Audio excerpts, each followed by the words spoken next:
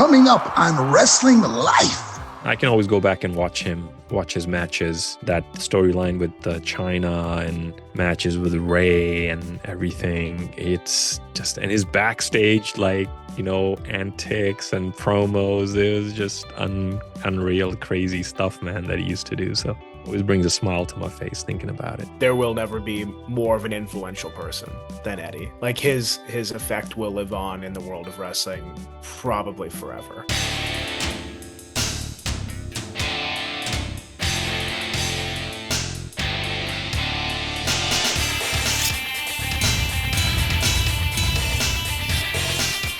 This is Wrestling Life with Ben Veal, the show that celebrates wrestling's past, present, and future with real talk from real talent.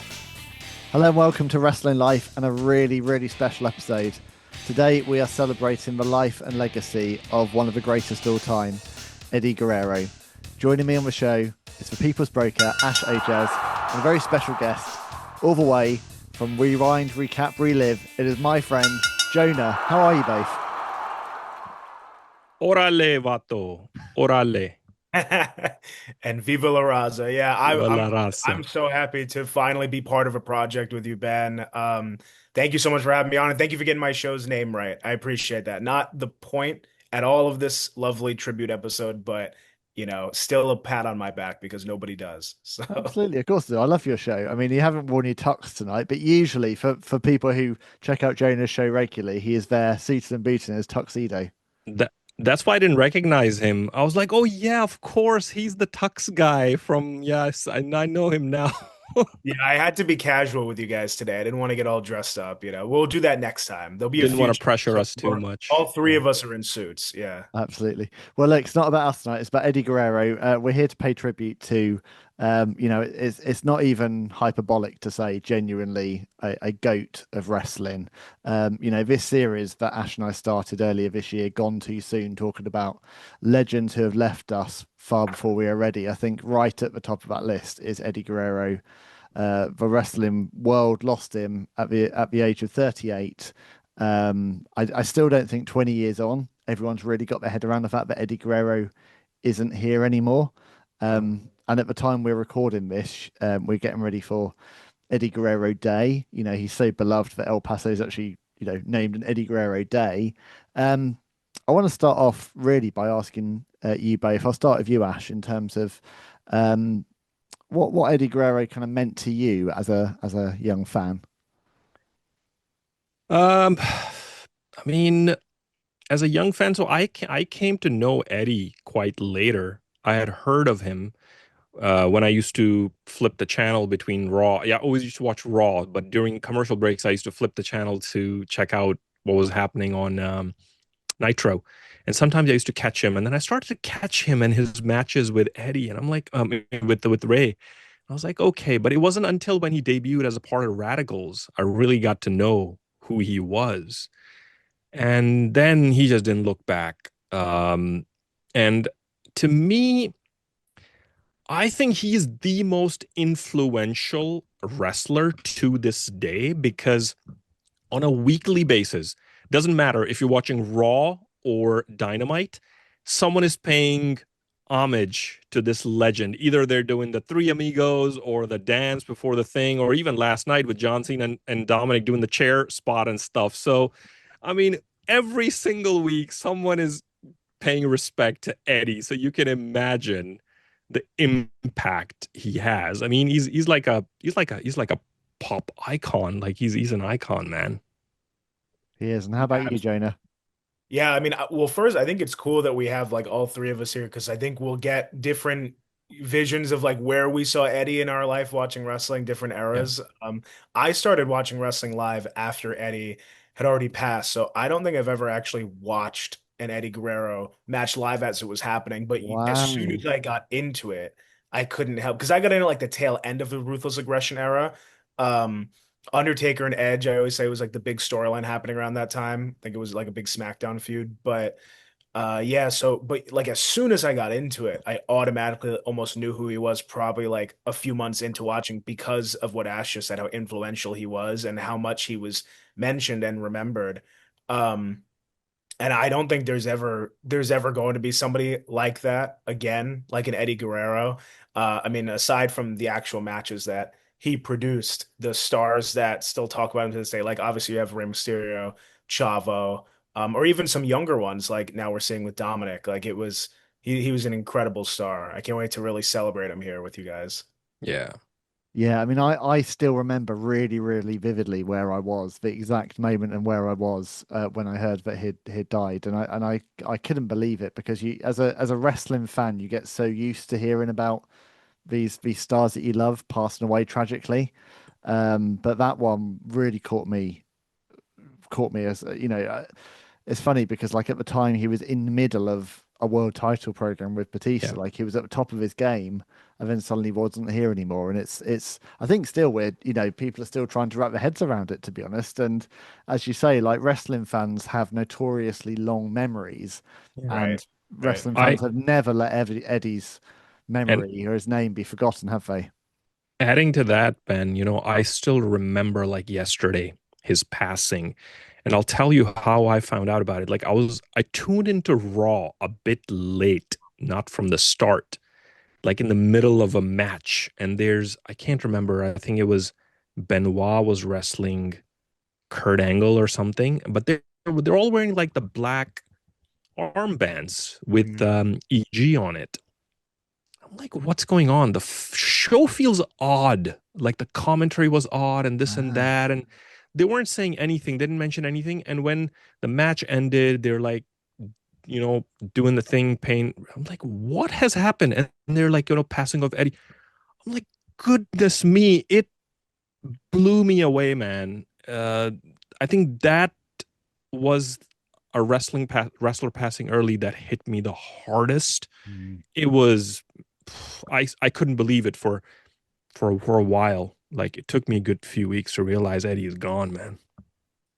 I think the reason that Eddie's passing hit so many people and has continued to kind of stay with us is that this was someone who he'd really kind of gone to hell and back. He'd had a very, very, very hard life and he'd managed to turn the corner. And in wrestling, we're so used to hearing the tragedies where people don't get on top of their demons, but he genuinely had managed to. And that's what Yeah. made it so heartbreaking. To circle back to the beginning of his life, he's born in 1967 in El Paso, Texas. Younger son of Gory Guerrero, obviously comes from Mexican American royalty, that Guerrero dynasty that ends up producing so many incredible stars. Chavo Senior, Hector, Mando, obviously we'll see later, Chavo as well. Trained in lucha libre from a young age, amateur wrestler at New Mexico Highlands University. And early on works in EMLL, which is now CMLL and AAA. Um, and I think the first time that a lot of people really see him on an international level is New Japan in the early 90s. So having rivalries with Chris Benoit, who's a Pegasus Kid at that time, and kind of this style of wrestling, which a lot of people hadn't really seen before, apart from with the Dynamite Kid and Tiger Mask series, just this incredible fluidity of movement and this Mm, technical masterclass that especially Guerrero and Benoit were able to put on together. I mean, but all of that passes me by because it's the early 90s and I am yeah. American wrestling through and through. So Mhm. the first time I discover him is ECW. Um, that's kind of obviously he's already a good few years into his career. He's already traveled internationally, but it is really extreme championship wrestling that he first comes on my radar because I remember I was tape trading ECW at the time. I was so hooked on ECW because I mean I don't know if you remember this, Ash, how awful 1995 WWF Dude. was. But Jonah, I've done my obviously, homework. yeah, I've done my exactly. homework. And you've interviewed a lot of guys from that era. Like it was a hard graft to get through 1995 WWF, but ECW was like this incredible ray of sunshine Yeah. amidst all the rubbish that was going on. And Eddie Guerrero having these incredible matches, especially with Dean Malenko, but these technical masterpieces he'd be putting on with Malenko or Benoit were just out of this world. Do you remember some of those kind of ECW matches that he had, you guys? I I don't. I actually discovered ECW in 97, 98. I had no idea what ECW was. Like one day again, channel surfing on a Friday evening, trying to just watch something, and I come across this channel called the TNN. It was like way back, like in the The back of all the evil, channels, evil and I'm seeing network. this, and I'm like, what the hell is this? And I think it was Mike Awesome wrestling Masato Tanaka, and I saw Mike Awesome like hurl him outside on a table or in the crowd. I was hooked on ECW, but I think this was way after Eddie was gone, so I think I missed him in ECW, and I don't know. What about you, Jonah? Did you go back and watch any of his matches from ECW? I've definitely seen his matches in ECW. ECW is one of those ones where when I was getting into wrestling, like I was consuming all the WWE I could, but then also at the same time going back and consuming what I could from history. And ECW is probably now my favorite promotion like Yeah, ever. The ECW, it's just so unique. And somebody like Eddie, it's no surprise that he'd fit in to that environment, especially at that time. Mm. Um, and then also, no surprise that he would elevate the way he did to what we saw in like WWE. But yeah, I loved ECW and he was definitely a great fit there. As was, yeah, Dean Malenko and him were so good. I remember watching one of the documentaries that was like just talking about the differences that ECW had and how it truly was the most different flavor of ice cream type of company because you'd yeah, have like extreme hardcore and then you'd have Dean Malenko and Eddie and then you'd like a technical classic, and then you'd have this. Like there was so much, and yeah. they cut their mold out good there. I mean, the one thing I was thinking the other day, I was watching, and I was like, okay, in those days there were three organizations: ECW with Paul Heyman, WWF with Vince, and WCW with Eric Bischoff. And look who's still there now. It's Yeah. the one who survived everything. It's Paul Heyman. And Yep. the influence this guy has had in so many wrestlers' careers. Like I was watching the Undertaker documentary and I was watching something else. I mean, he's played a part in everybody. So I was like, man, ECW, they changed the culture. They changed it. So yeah, that was awesome. And not even to like get off topic from Eddie, but like Yeah. ECW, there's so many creative minds. Like we were talking a bit off air, Ben Raven, not to spoil, but upcoming Yeah. interview for you, Raven. He is just one of the many in ECW that like you ask so many wrestlers, like, where'd you get this idea? Where'd you get this idea? Oh, it was Raven, or oh, it was Paul Heyman who gave me this idea. Like that company was just fueled with so much creativity. It was like really a beautiful thing. And I don't know if we'll ever see like that level of creativity in a company again. Maybe because it was so small and tight knit that it was so personable, like from wrestler to wrestler. I loved it. I thought it was awesome. The other thing that kind of comes out of, when I was speaking to Raven and looking at his documentary, like there's a lot in there about how much WCW and WWE stole from ECW. Yeah. Oh yeah, And yeah, that being a key part here, like Eddie Guerrero, Dean Malenko, Chris Benoit, Chris Jericho, like all these incredible guys who kind of cut their teeth in ECW, who then form and are the backbone of WCW's cruiserweight division. Yeah. So which I I think, loved so much. and that's the thing. So Malenko and Guerrero, when they leave ECW, like all the fans are chanting, "Please don't go, please don't Yeah. go." They want to keep them for themselves, but they are destined for the cruiserweight division, and I think most fans universally agree that that was the single best thing about WCW, and no matter how low at times WCW sunk, that cruiserweight division always stayed that bright shining light of each and every week's episode. And Eddie for me was just he was the ultimate cruiserweight because not only could he do everything in the ring, but he was just such an incredible character. He Mhm. was just, this is proper mulleted Eddie Guerrero right here. He was such a wonderful, cowardly, despicable heel that you hated, but you also loved at the same time, like a real kind of comic book villain, I think, in many regards. I Yeah, mean, and when he's gone, sorry, Ash, you want to no, no, go? carry on. I was gonna say Carry on. like he leaves a hole to fill that will always be needed to be filled in wrestling too. Like when you say that comical villain, like we're seeing it finally taken over by Dominic, and it's like Yeah. it's cool to be a heel. Like we see different types of heels in wrestling, but that heel that you love to see cheat, I don't think we have that like very often. Like Yeah. other than Dominic, I don't know who's really picked up the torch, probably out of respect too. You know, Mm. we've seen it like little crumbs dropped, I'm sure, here and there over the years, like the chair spot used, or like you tie someone's shoes together or something like that. But overall, I don't know that that hole has really been filled to the extent, or that it will ever be that Eddie did.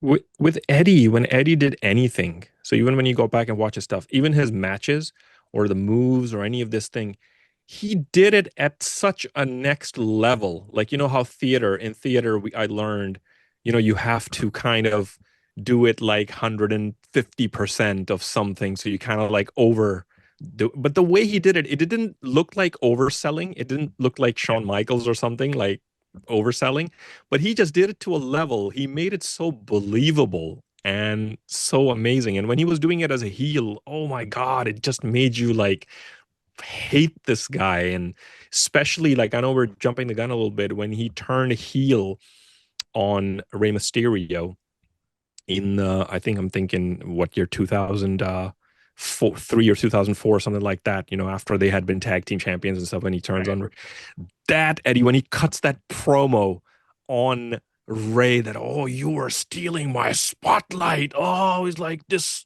look in his face with the spotlight on him, and it's all dark. And my God, I'm like, whoa, I've never seen this side of Eddie. And oh, he was that evil, evil man. Yeah. No, unmatched intensity around that time for sure. Yeah.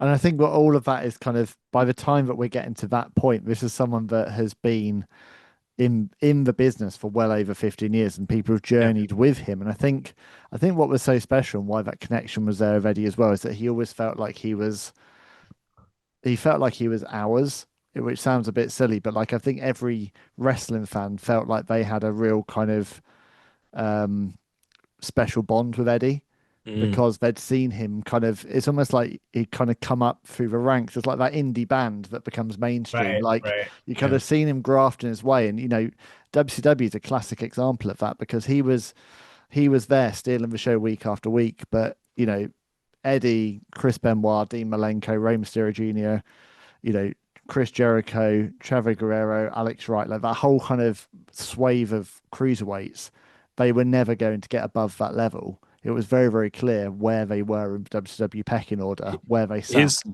His his match with Rey Mysterio, Halloween Havoc.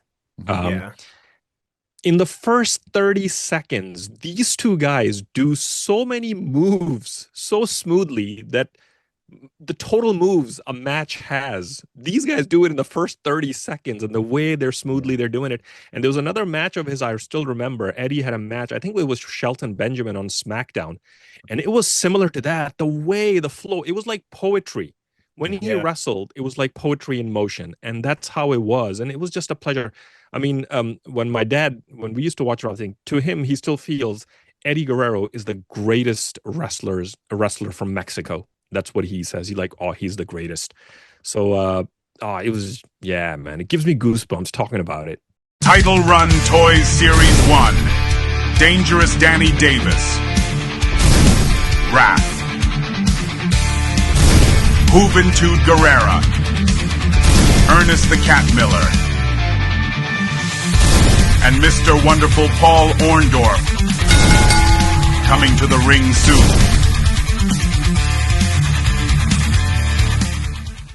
Yeah, and I think one of the great things about that Halloween Havoc match, like, so to put you over again, Jonah, so Rewind, Recap, Relive is obviously your show. You're all about doing these highlight reels on social media. You're brilliant at kind of clipping out the best moments from matches. With Halloween Havoc, you could literally just let that whole thing play. I mean, literally, Yeah. there is nothing you can cut from Halloween Havoc. It is literally one long highlight reel, isn't it? It absolutely is. And I don't know if you guys were like gamers. I guess that's another thing through the eras. Like if you played the early wrestling games, Yeah.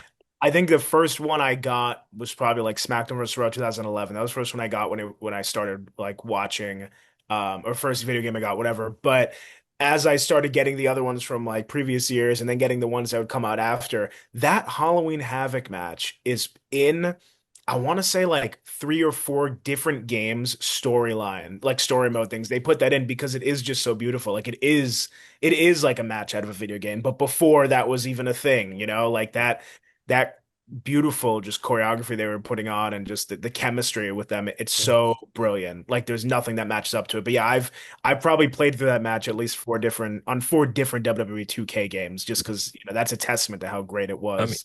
funny you say that about video games. So that's another was a way how I found out about the cruiserweight division, like Yeah. Humitude and Ray and all these people, because I met someone like at university and he was a WCW fan, and I was like, man, you watch WCW? He's like, oh man. So we were hanging out to play video games, and he put on a WCW game. I'm like, oh man, don't you have the WWE? He's like, no man, let's play this one. It's better. And I started watching. It's like, man, who are these guys? Okay, Yeah, this is that. This is like, whoa, okay, all right, cool. So that was another way to kind of learn about these guys, and I was like, wow, that's pretty absolutely. cool. I think there is a whole generation of fans that probably got their first like idea of wrestling from playing the video games. Yeah, Yeah.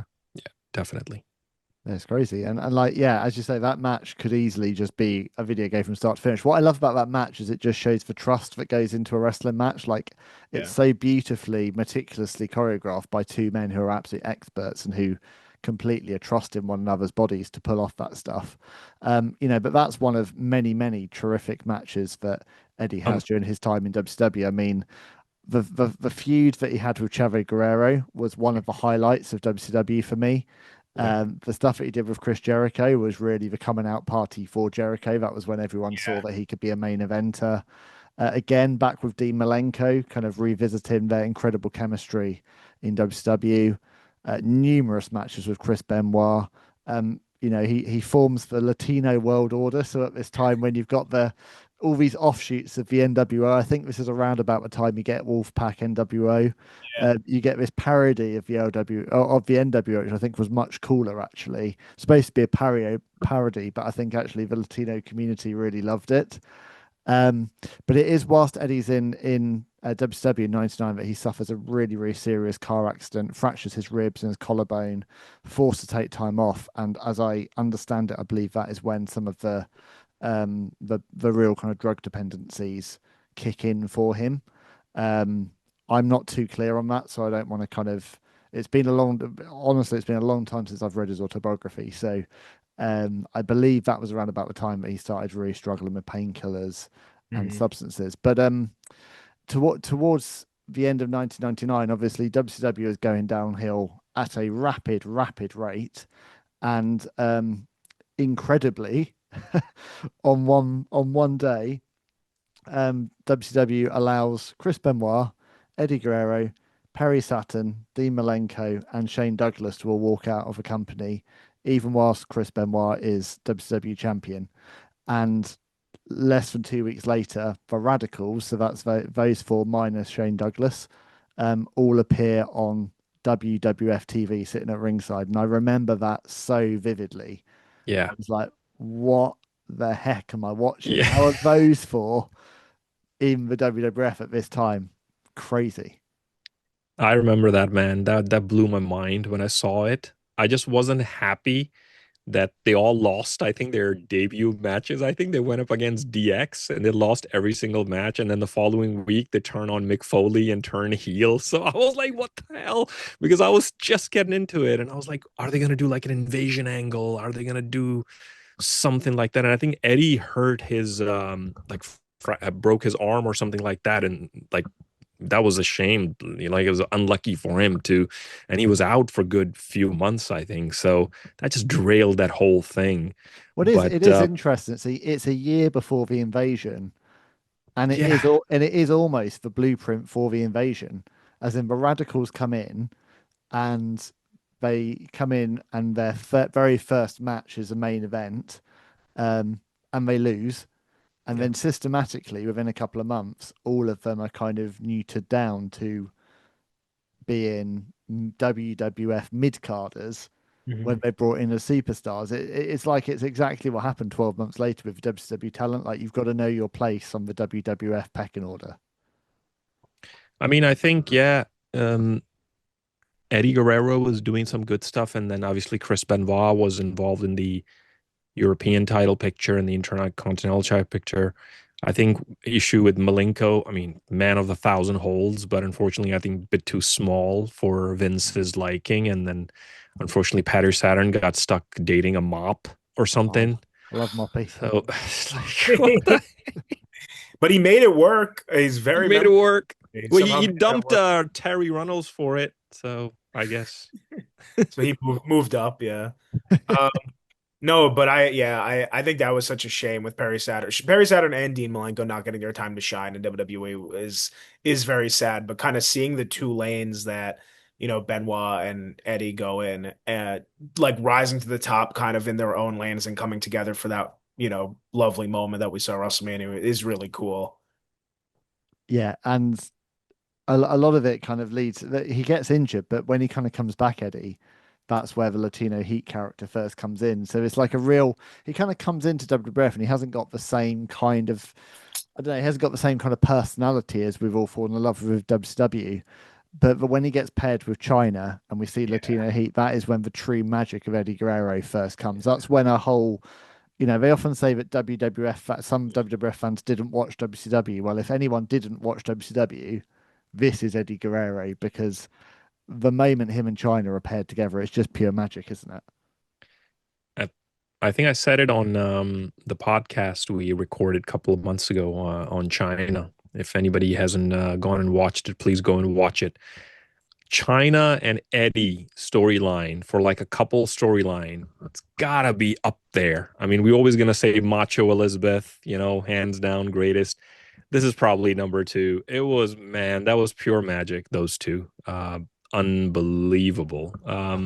Did you enjoy that, Jonah, too? Yeah, I loved it. I mean, the chemistry there was cool, and I think they complemented each other. I don't think you could have had one without the other at that point in their careers. And then obviously, like it transitioned to what we saw in modern day too, with Dom and Rhea Ripley kind of replicating it. I would say replicating. I know a lot of fans were like, "Don't compare," but it's too similar not to at that point, right? Yeah, they Well, tried. They tried. I mean, not comparing the impact or the just the natural fit of the couple, but just the actual aesthetic and everything. Yeah. yeah, and I think also like we're in the era of the remake, aren't we? I mean, the reality is, I was 16 years old watching this stuff playing out on TV at the time. A lot of people that are watching wrestling now weren't even born when that happened. Right. There's a kind of statute of limitations of how long before you can start again. And I think 20 to 25 years is a respectful amount of time before you say, okay, we're going to do the remake with our own different flourish. Yeah, but I just have like cemented in my mind that one image. I think it's like China and Eddie with the rose in his mouth. Like that is forever. And again, I didn't even watch it live, but like that's how powerful that was through the years of them showing the highlights and everything. Like that was clearly going down in couples. I mean, Ash, I know you said it's number two, and Macho Man Miss Elizabeth, especially for people that grew up watching it when you guys did.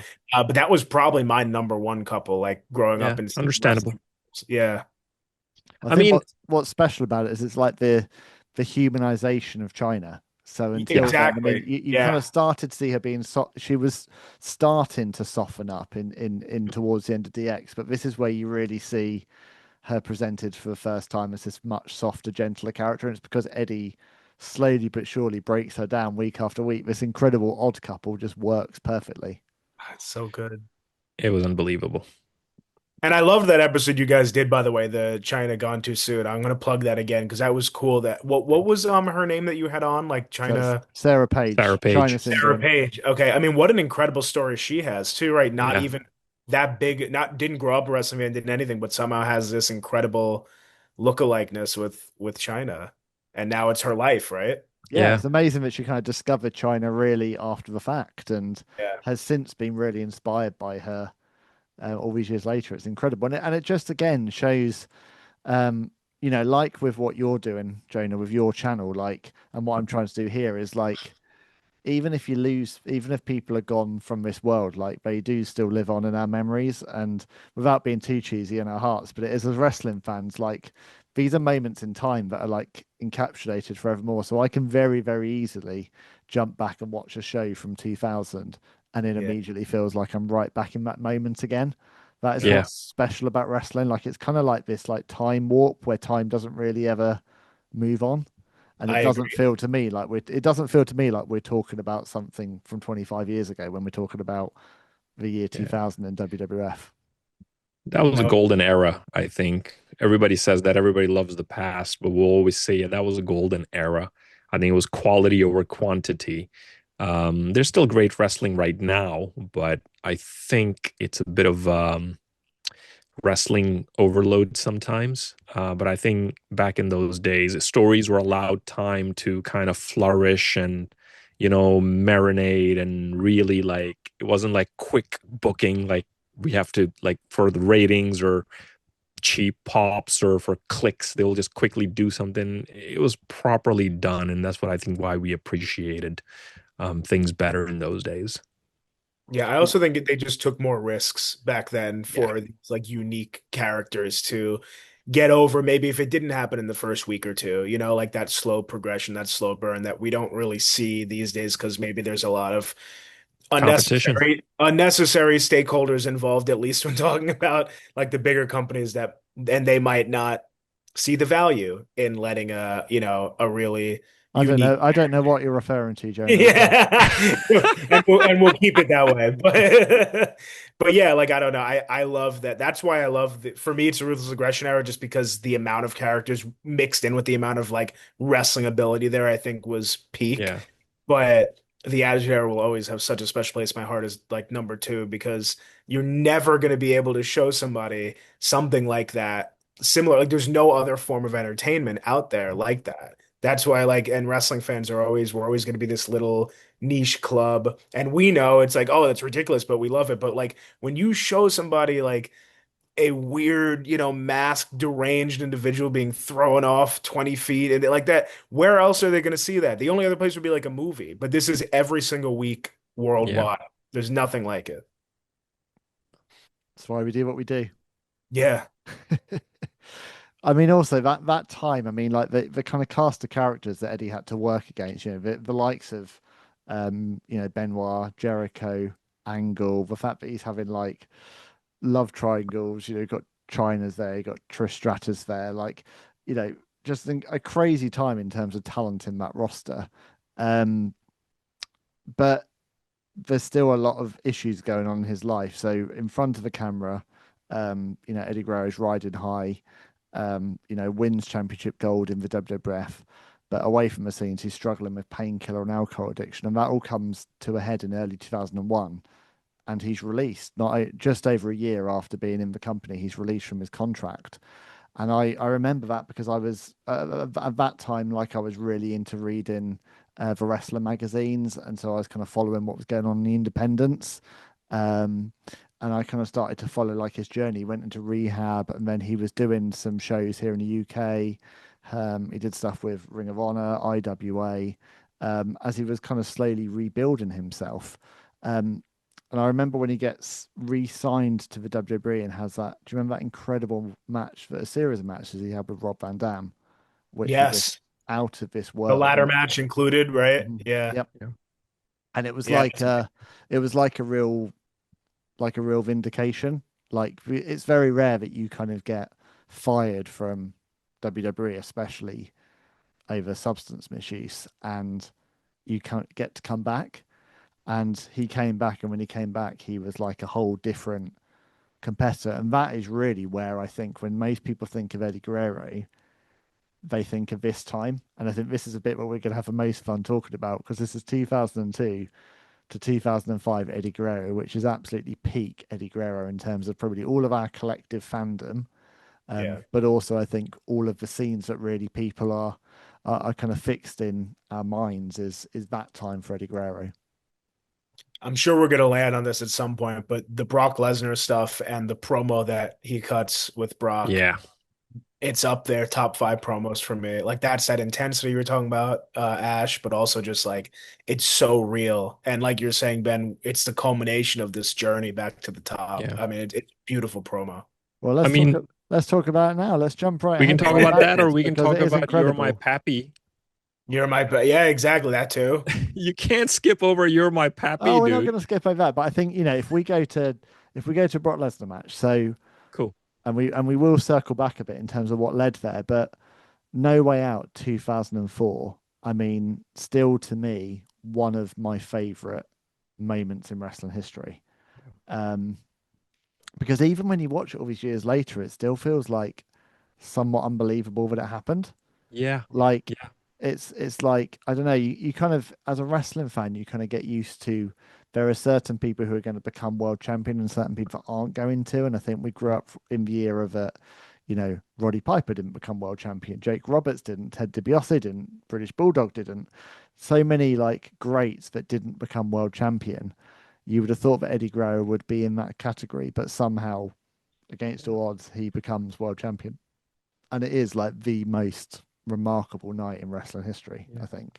I I remember watching it. I honestly thought they botched it because I did not think Eddie's winning. Because even if you remember, leading up to that match, the whole buildup was actually about Goldberg and Brock Lesnar.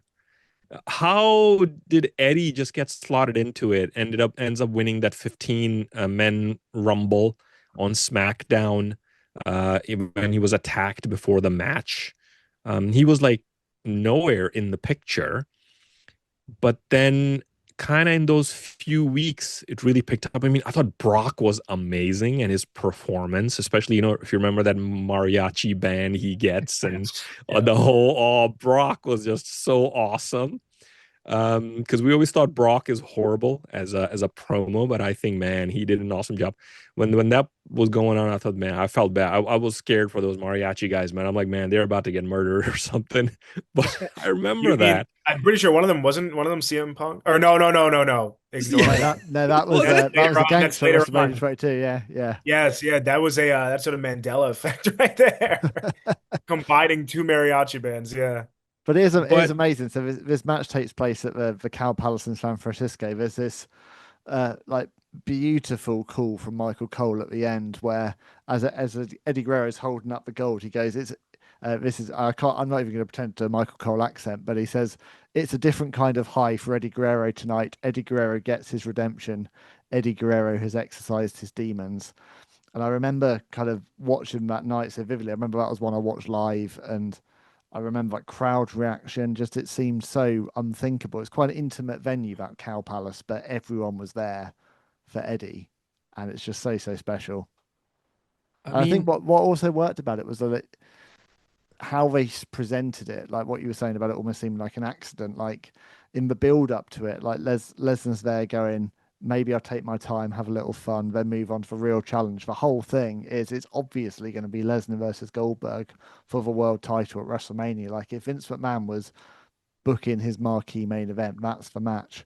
Obviously, Eddie Guerrero is just the next person like Hardcore Holly to get trounced by Lesnar on the way to Goldberg. And it's just great because it seems like such an afterthought. And a lot of the match is kind of played like that. Like Taz is there on commentary saying like Lesnar's treating Eddie like a rag doll. Like it's a yeah, real domination, but all leading to that kind of beautiful crescendo at the end. Yeah. And yeah, it's no, such that a was. perfect end too. That frog splash and like, the fatigued referee count. Like it's so perfect. I loved the celebration. So he didn't even take the belt. He just jumps into the Yep. crowd. Like Yeah. it was so genuine. Like so genuine. Like it was unbelievable. And the crowd just erupts. He's not even holding the title. He's just in the crowd. He falls into and then the security guards have to kind of like pull him off and stuff like that. And then they give him the title and then he kind Yeah. of celebrates. So I think Eddie himself, he was probably just taken by it. It was crazy, man. Crazy Well, you scenes. you think where you think where he'd been only 3 years earlier, and then to get there now, it's just incredible. But en route to there, we have Los Guerreros, which were such an incredible tag team, and I think in that kind of 2002 period, they were, one of those kind of key pillars of the it's the SmackDown Six, isn't it, that they used to always talk Yeah, about. But they were, when they introduced the SmackDown World Tag Team Championships. Los Guerreros are there right at the beginning. They are kind of central to the early rivalries. It's just brilliant to see Eddie and Chavo side by side, and them used to come out in the low rider and the we lie, we cheat, we steal. It was just must have been such a great time for their family. yeah. I think that would have been really really good. I think for them. I think when I met Chavo, I mean, I briefly kind of spoke to him about it, or someone asked him a question in this panel, and he said that probably the best time of his life was when he was tagging with Eddie and all that lying, cheating, and stealing stuff. Kind of that was like a new thing they started doing, and that was amazing time, man. And it's cool as well because, yeah, see, I said about the SmackDown 6, you got Edge and Rey Mysterio, Kurt Angle, Chris Benoit, Eddie and Chavo, and it's like all of the attention, it seems like all the company's focus is on Raw. And so over on SmackDown, they're just knocking it out of the park each and every week. And SmackDown 2002 became like the show that you had to watch because it was just bell to bell action, and Raw became very dull in comparison during that time. Yeah. Again, I wasn't watching live, but just to see, also when it comes to like the WrestleManias that you ended up seeing and like the matches that were on the WrestleMania cards from the respective brands, like you could tell that SmackDown was killing it in 2002. 2002, and then I know, is it 2003 that fans like contest with as like it could have been a lot better than it was? Yeah. With the amount of talent that was there. Yes. Yeah. It was all that. It's all kind of that like weird hangover from the invasion. I think heavily is like there was too much talent at too many at the same time. It was kind of this strange kind of fever dream where you've got kind of, you've got the likes of Eddie Guerrero and Chris Benoit, and then you've got Brock Lesnar, and then you've got Vince McMahon going head to head with Hulk Hogan, and Roddy Piper's involved. It was just like so much stuff going on at once. It was a very bizarre time in WWE. I mean, SmackDown was definitely a better show because it was more variety. I mean, Raw was all about evolution and just Triple H holding on to the title and just beating everybody, basically. I think SmackDown was definitely, I always used to watch SmackDown. It was more exciting for me that because of the SmackDown 6, and they had much better. I think they had the Paul Heyman, I think, as the head writer. I can't remember exactly, but I think it was a lot more fun time, I think. And Bischoff was on Raw. So Teddy Long was there making tag team matches every week. I don't think he had come in yet because Teddy Long was managing, I think, Mark Henry at the time. Yeah, and then he came in as general manager, I think, in 2004. Yeah, he came on a bit later, so yeah, but he was still quite good. There was a Survivor Series match, 2002. I think it was a three-way tag team match. I remember loving, incredible, and involving the SmackDown 6, like you're saying. Yeah. Beautiful match, yeah. I love Survivor Series 2002 is another one of those shows that I can watch time and time again. It's a tremendous show. Yeah, it is a perfect event. Even the opening match. Oh my God, like 3-minute warning, and like I just miss teams like that. They didn't have a very long run, but it was so meaningful. Like the stuff and it was also just so colorful. Yeah. And like the characters each individually, like they mattered, And I just loved Madison Square Garden shows. There's just something so special about the aesthetics. The opening. Yeah, the little opening ramp and stuff. I know we get that a lot now where the fans are kind of hanging over. Maybe we're taking it for granted these days just because they have so many people there. But I loved when we used to get that. I mean, there's nothing more iconic than 2008 Royal Rumble Cena return, right? The doors open, fans are hanging over him. Yeah, incredible. I remember, I think it was, I can't remember which show was it. Was it SummerSlam or Royal Rumble? When they had that taxi cab, like at the entrance. Like that. Yes. Oh, when was that? Was 2001? That was Royal Rumble 2000. That was the one with 2000. Veal, Cactus Jack. Yeah, amazing. I'm Mark Merrill, former WWE Intercontinental Wrestling Champion and 3-time WCW World Television Champion. I am thrilled to announce the release of my new book, Bad to Good. The inspiring story of a wrestling wild man chronicles the highs and lows of my life, both in and out of the wrestling ring. It's a powerful narrative of overcoming adversity and the importance of perseverance, no matter how tough the journey gets. Co-authored with my good friend and award-winning journalist, Ben Veal, this is a story I've long wanted to share, and I truly hope it inspires you. I hold nothing back in this book, revealing the untold truths of my extraordinary life, from my modest beginnings and my first boxing match to the struggles with addiction that almost consumed me and my evolution into the charismatic Johnny B. Bad. This book offers an insider's perspective on the world of professional wrestling and my journey as a sports entertainer. You'll read about my pivotal negotiations with Vince McMahon that led to the first ever guaranteed contract in the WWF and how that decision marked me within the locker room. I discuss the impact of my relationship with my then wife Rena, known to fans as Sable, on my career. I also confront the darkest moments of my life, how I hit rock bottom and how that experience sparked my rebirth, leading me to become America's leading motivational school speaker, inspiring young people and transforming lives. Featuring forwards by my good friends Diamond Dallas Page and Lex Luger, along with contributions from Mick Foley, Eric Bischoff, Vince Russo, and others who shared this wild journey with me. Bad to Good is a story you don't want to miss. Head to Amazon.com or WrestlingLife.online now to pick up your copy. That's one thing me and Ben were talking about, like in Attitude Era, the sets, like the entrance stages were so unique for every single pay-per-view. Like they used to really put an effort in it. Now it's just the same, a big Tron and a stage. They used to do proper, like, this, you looked at the stage and you could tell what show it is like Backlash, or with that big thing, hook thing going, and like all these is some amazing stuff back in the day. And wrestling mimics society. Like I don't think it's all to blame on WWE, like as they got more modern with it. Because as someone who just loves the 2000 aesthetics for things like game shows and wrestling and all those, kind of similar programs, we see wrestling kind of go that way and get rid of all these like awesome props in exchange for just a giant screen, and everyone's like, oh, that's what matters, like how big the screen is, but it's really not. I wish they kept that more. I don't know what the word for it would be, like themed or like almost like Authentic feel. carny, like Yeah. type of feel to it. I miss that so I much. think the word is fun. That's Just fun. Well, that's why, like, sometimes I was saying, and me and Ben were talking, like, why I sometimes Dynamite, when they do their show these days, they do it from different arenas, so it feels a bit more like different as compared to feel like it's from the same arena. But even like Black and Gold era of NXT, they used to do like some really amazing like shows. I mean, it would be from the same location, but then they would the way they would make the stages and stuff like that was really, really cool.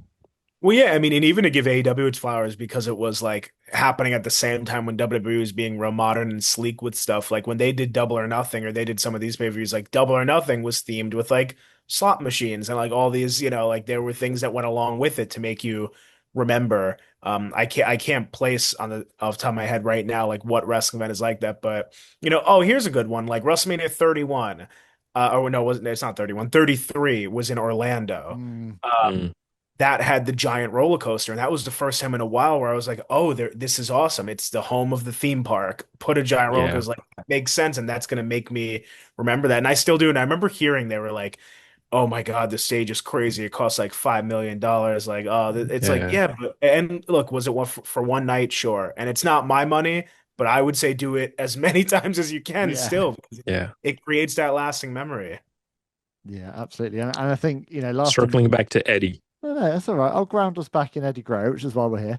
But this is all about fun. What we're talking about is about fun and memories. And I think when I think of Eddie Guerrero, I think fun first and foremost, because he just provided an awful lot of joy to so many of us. And as you say, like that match, No Way Out 2004. I think the reason the crowd reacted so strongly was just because people were just so genuinely happy in their hearts to see him finally get that opportunity. And Yeah. we all, I think, at that point really, really wanted him to have a really long championship reign. WrestleMania 20 goes against Kurt Angle in a match I absolutely love. Match where he, if you remember, he undoes his shoelaces. Yeah. Angle goes to the ankle lock, pulls off his boot, looks really confused, and then Eddie sneaks up and rolls him up. It was just absolutely amazing, and you could just tell how much fun those two were having together. But I think almost, also to add to that, it's probably one of the only matches on WrestleMania that fans didn't care that it ended in a roll up because it was just so creative and fun. yeah. Yeah. No, it's a good point. And then at the end of that night, in a scene that obviously, for obvious reasons, is never replayed, but we see Eddie Guerrero and Chris Benoit embrace in the middle of a ring, confetti coming down on them. Such a such a strange scene to see because of obviously where they'd been, how they'd left WCW, where they felt they were booked in WCW, and why they felt like they had to go to another company to break that glass ceiling. And the fact that when they got to that company, they had to really, really claw and fight their way to get to that point. I remember going to, I went to a WrestleMania Revenge tour in the UK, which took place 4 days after WrestleMania 20. My friend Dave and I went to Newcastle to see the show where Eddie was world champion, and the best seats I've ever had for a wrestling show. We were second row, immediately like straight, touching distance of the wrestlers, and to see Eddie Guerrero live that close was just so special. It was like a very kind of uh, basic house show. No thrills, no lights really or anything, just very basic. And it was just a simple match, world title match, Eddie Guerrero versus a Big Show. But just the outpouring of love for Eddie was incredible. What was really interesting on that show was they were testing the waters to see how the crowd would react to a new Bradshaw. So John Cena came out. This was John Cena, Doctor of Thugonomics. So we were all there, kind of giving our. I had my Word Life T-shirt on. He came out, and then I think from memory he issued like an open challenge or something. And Bradshaw from the Acolytes comes out, and everyone's like, "What, Bradshaw?" And he cut this promo on him, and it was obviously they were obviously doing the circuit, seeing how people would react to Bradshaw in a different role because weeks later, suddenly this character of JBL was born seemingly out of nowhere. Like Yeah. this guy who had been with the company for the best part of a decade, who we had accepted as a lower to mid card tag team champion at best, was suddenly in a world title picture. Crazy actually how quickly that JBL character came out of nowhere. Yeah, it is. He was probably the most dominant heel when I was really like getting into it too. Because the first pay-per-view I ever ordered that I was able to convince my parents, I was like, I am a wrestling fan. Let me get this $60 pay-per-view was actually Great American Bash 2008, where he and Cena have that incredible parking lot brawl. Um, but yeah, he was when I started watching, like at least as far as what was he on? I'm trying to remember because that was definitely a Raw event, or that match was a Raw match. But then I think he goes on to SmackDown not long after, right? Yeah, he was certainly in SmackDown Well, 2004. yeah, When the character, I mean, this is the thing. Like, he'd been. I remember seeing him at a 1996 house show in the UK where he was Justin Hawk Bradshaw when he'd come Bradshaw, in. yeah. Then he was The part branding of the. iron. Then he was part of the new Blackjacks. Then he was, drifting around in the Acolytes. Then yeah, the Acolytes, because the Acolytes were a nothing tag team, really. Then they struck gold with the APA. Yeah, Suddenly, you yeah. see his personality. Um, then people see a different side of him after what happens at 9/11, and he does this Mhm. incredible promo on that show 2 days later for SmackDown on September 13th, where you see this amazing kind of rallying cry of this real patriot. But then he kind of drifted around again as a solo act for quite a while until finally 2004 you get this character which seems to be much more him in real life, really. And I don't know kind of what was going on behind the scenes, but from what I've read and what I've heard, Eddie was really struggling with the pressure of being world champion. So when I think of Eddie Guerrero, I think of him with that. When I see that undisputed championship, the only person I ever think of is Eddie Guerrero. Um, but apparently he was I've come to believe from what I've read over the years, he really struggled with the pressure of feeling like he was having to carry that company as world champion. And I believe that pressure got too much, and so the decision was made to bring his run, which I believe was planned to be longer, to an early close. And it closes, I believe, the match that he loses the championship to is again at Great American Bash, but 4 years earlier in 2004, when there's this absolutely almighty bloodbath, which is, that chair shot, yeah. yeah, actually an uncomfortable to watch bloodbath, where he blades so hard, like it's one of the worst kind of blade jobs I think I've ever seen in wrestling. It's actually quite sickening to watch.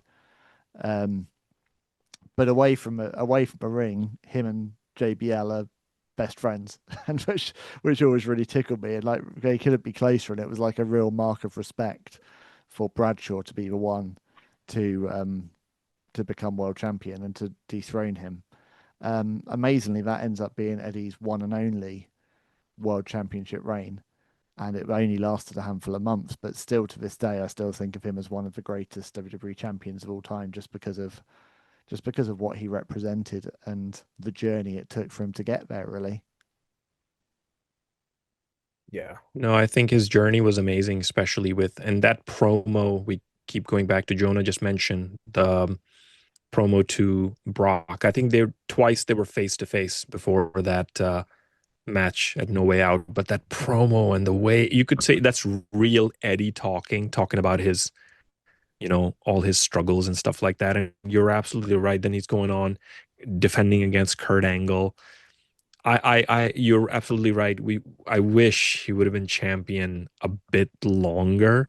Um, I didn't like some of the stuff, to be honest with you, that they were doing with him and JBL. Yeah, the whole, tribe, the Mexican thing and all that stuff that they try and do. I wasn't a fan of it. But yeah, I was like a bit bummed. I'm like, what? Eddie Yeah. lost to this guy. He just I wasn't I wish he could have been champion a bit longer. and Yeah. I think from what we've been led to believe around about the time of his passing, looked like he was going to become world champion for that second time, and actually having grown into the role and get that long run.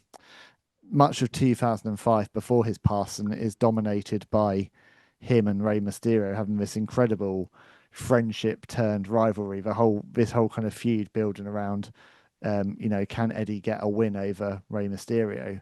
Have an incredible match at WrestleMania together, goes all the way through to SummerSlam, which is of course the infamous match involving a very very young Dominic Mysterio.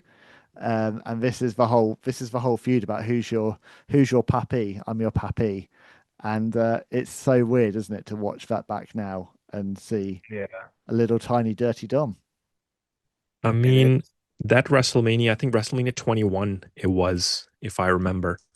So I think me and you have talked about the greatest pay-per-view opener, Brett Mhm. Owen. This has to be up there, the greatest pay-per-view opener. And this card was unreal, WrestleMania 21, if you remember. Like it had Triple H Batista in the main event. It had HBK Kurt Angle. It had Taker, Orton. So that was a stacked card. But I'm like, could you imagine these guys going on first, putting on a match they did? The other guys were probably worried, like, crap, man, who's going to watch us now? These guys have stolen the show. There's still about 6, 7 matches to go. So that was unreal, that opener. So it's up there, one of the greatest matches. And that was just a start of what was to come. We didn't know, but it was unreal. Well, it's incredible because it seems impossible that Eddie Guerrero could get people to boo him again because he was so universally loved. But there is a sign of a true, genuine artist because he manages to turn everyone against him with this gradual turn over months. He becomes this absolutely foul, despicable heel, like the lowest of the low that you could possibly see, to the point that he has no redeeming qualities, and in the process makes Ray probably the most over babyface in the WWE at the time. And I recently went back and rewatched that SummerSlam 2005 ladder match with Dom, and it's a superb match, but just all the drama and everything that went into it, it's like you wouldn't get a storyline like that now. But it was just so amazing and so silly and so popular and over the top, but it worked because of the two men who were telling that story. Yeah, absolutely. I loved that match. I remember going back and watching it when I first started watching. I mean, it was awesome. It had everything that you needed. And I remember there is a part, is he screaming for Vicky to push the ladder? Isn't there Yeah.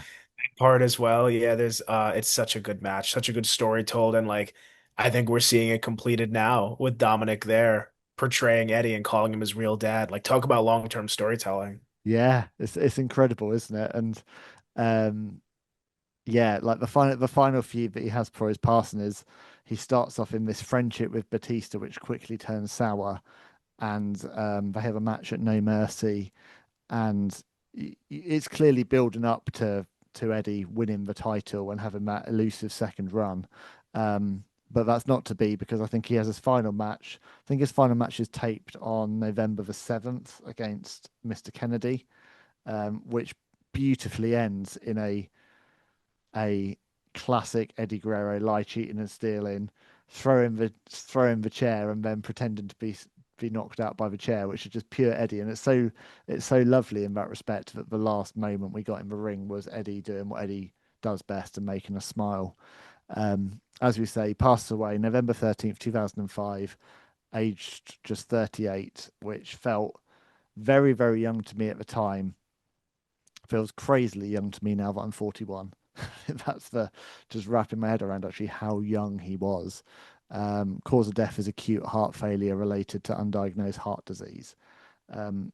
He does have a posthumous Hall of Fame induction in 2006. This is around about the time that same weekend when Rey Mysterio wins the World Championship in honor of Eddie. One of the most controversial storylines probably WWE has ever put on, with some of the lines that Randy Orton was saying, like really scraping the barrel of taste. And one of those things like, well, this is what Eddie would have wanted. It's like, I don't know, but yeah, I mean, but Rey Mysterio does get his moment, his very unexpected moment as world heavyweight champion, as a tribute to Eddie. But as we said at the start, like that's almost 20 years ago now. Like we're here recording this at the end of 2025. By the time this episode goes out, you know, the world there'll have been tributes left, right, and center to Eddie Guerrero. You know, we've got Eddie Guerrero Day taking place in El Paso.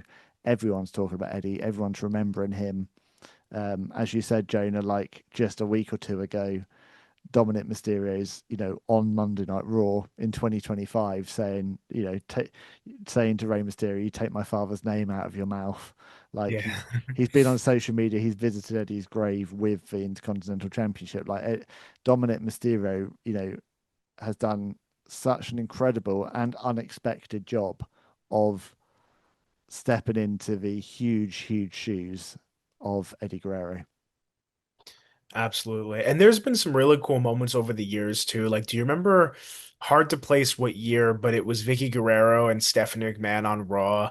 That moment gives me chills. I actually go back and watch it just to hear Eddie's theme play one more time on Raw, which I thought was really cool. And you hear JBL, because he was on commentary too. He's like, I never thought I'd hear that again. Like that gives me chills. Um, awesome moment to see. And it was just you know, random heel Stephanie McMahon. Like it wasn't anything huge. There was no build up, but it turned out to be something really special, I thought. Yeah, and I another special wonder moment if on that tribute show as well. Do you remember, Ash, on the tribute show you talked about when, because Chavo Guerrero by this point is playing Kerwin White. He's like some golf caddy, oh and yeah, Kerwin obviously White, yeah. he immediately Oh, comes back as Chavo. I think he's still got his bleach blonde hair. I think at this point he's like they bring him back as Chavo, but on a couple of nights after Eddie's passed away. But he gets a win with a frog splash over JBL. Like just another little beautiful tribute moment. I was thinking if Dominic ever turns babyface, maybe he'll use Eddie's old theme and maybe the lowrider. Who knows? You know, maybe Well, I mean, when one day he's I mean, challenging for the I don't world think title. there's no question about if Dominic Mysterio turns babyface, because I yeah. mean that is just a matter of when. I mean, we saw at WrestleMania when he won the Intercontinental title. That wasn't like a subversive crowd just wanting to cheer the heel. That was the same. That was the same as what we're talking about with Eddie Guerrero. That is, wow, we really, really respect you. Like we've seen you, because I was there at Clash at the Castle in 2022 when he turned heel on his dad, and there was like this kind of a groan a little bit in the stadium, like, you know, like because no one Yeah. was really interested in 3 years ago. No one was interested in Dominic Mysterio at all, and to see what he has done in 3 years' time and how he has, you know, become one of the most indispensable wrestlers in the world today, it's only a matter of time before he's the company's leading babyface and world champion. And just going back to what you said after Eddie's passing, that fortune for Rey Mysterio, like winning the Royal Rumble a couple of months later and then winning WrestleMania. Would he I mean, hate to say it, but if you know, would he ever be world champion? Like, Big I mean, he's debate. got to thank Eddie. Like, Eddie kind of, that's why he was so hard. Like, they were connected with each other, and you never see storylines, especially in WWE. They never continue storylines, like long-term storylines. They were rivals in WCW, and that kind of continued into WWE. That never happens because to WWE, there's no world outside WWE doesn't exist. But for them to give that storyline respect and continue it and play it out in WWE and make references to it as well, And that was the amazing. other So thing I don't want to not mention before we wrap up is Vicky Guerrero. We briefly yeah, touched on her there, but before Eddie's passing, we had just seen Vicky very briefly as this meek, kind of quiet, loving wife who was an extension of that storyline with Dominic. And she kind of continues that role until the Hall of Fame and accepts, his induction, and she is Eddie's widow. Goes on to become one of the greatest heels of all time in wrestling. I I hated her. still, yeah, but I miss her so much. Like, Vicky Guerrero was Excuse me. tremendous.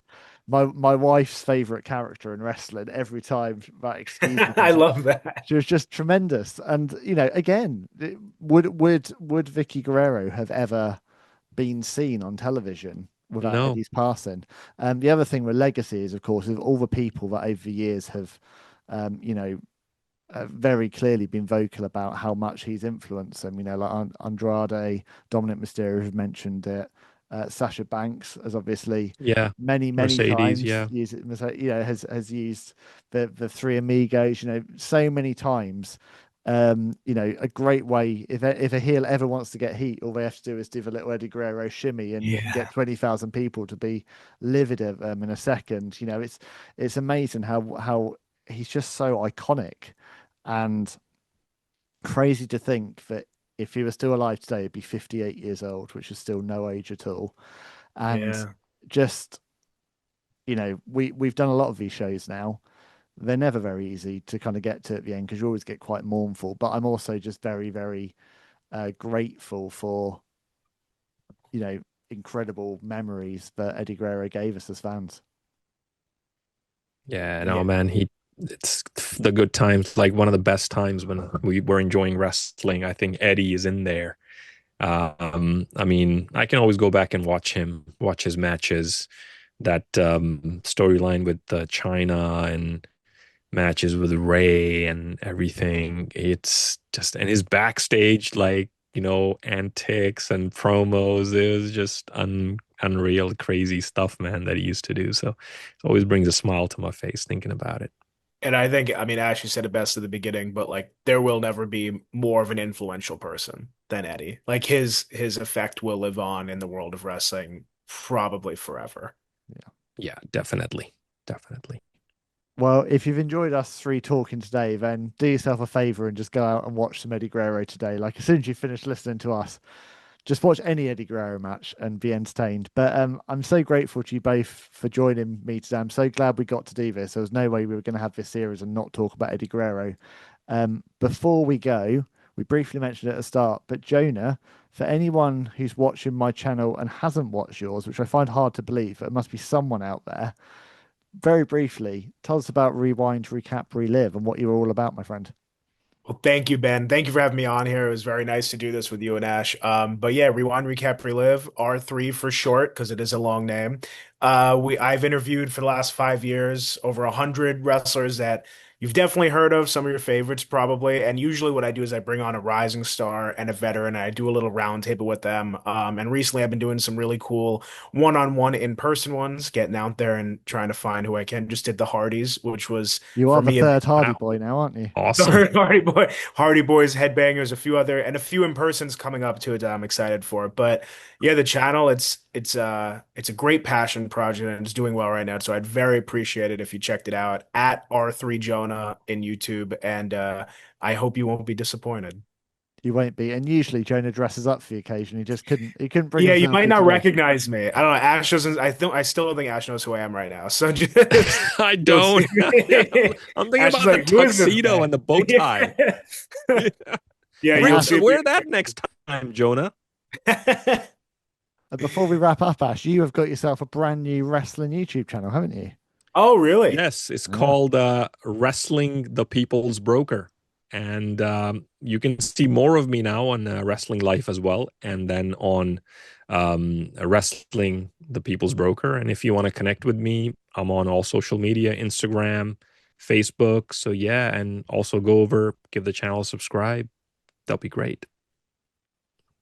And as always, you know who we are. This is Wrestling Life. Thank you for joining us. You will find a playlist if you have a look out here on YouTube. If you're listening to the podcast, there are loads of these Gone Too Soons now we've done. We really want to just keep paying our respects and celebrating some of those incredible wrestlers that we miss greatly.